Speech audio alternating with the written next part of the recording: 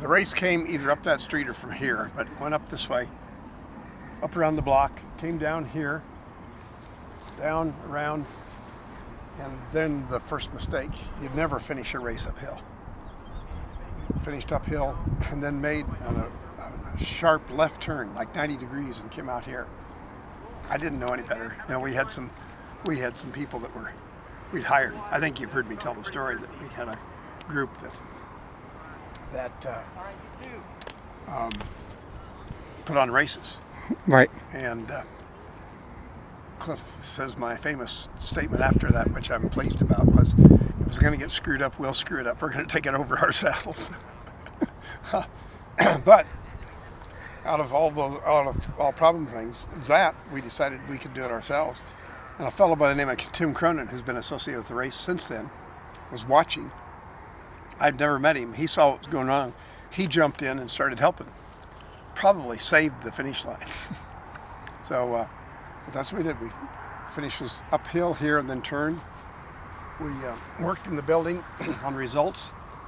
The guy we hired to do the computer work on the results was overloaded. So I said, well, we'll do it ourselves.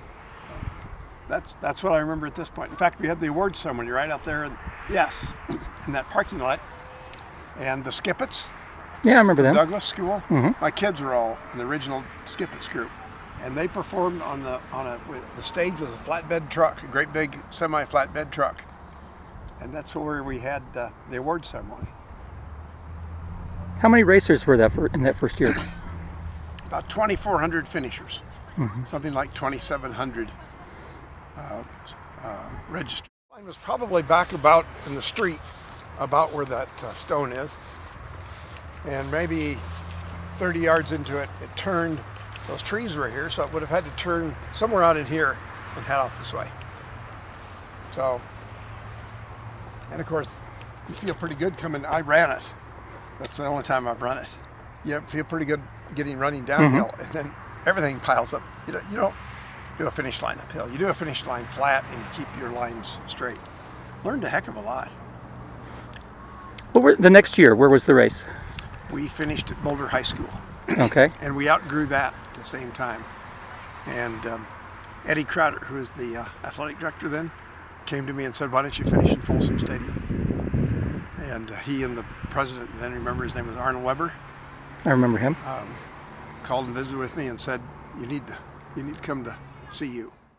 So now it's 35 years later, and we have how many runners probably coming to this particular race this year? We've had over 50,000 for 6 years. We're going to be in the low 50s this year.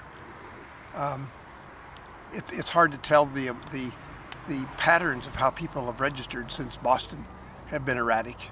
So it doesn't matter. We've been saying for 10 years, the race is going to be between 48 and 55,000.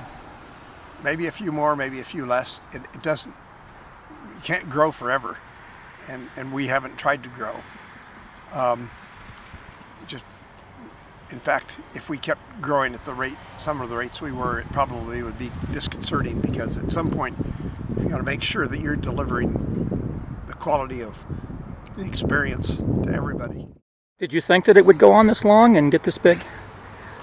No, the first year we had a budget, which I didn't have any idea how to set it, and we overspent it.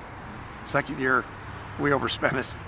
But at the end of the second year, after the second year, we looked at it, and we thought we were starting to understand. We'd been really studying road racing and the sport, what was happening in America with the running boom because of Frank Shorter. Not to discount others, but Frank was the guy who started it. And said, we don't know where the sport's going to go. We don't know what road racing is going to do, but I think we'll be there with whatever it is, because we liked it.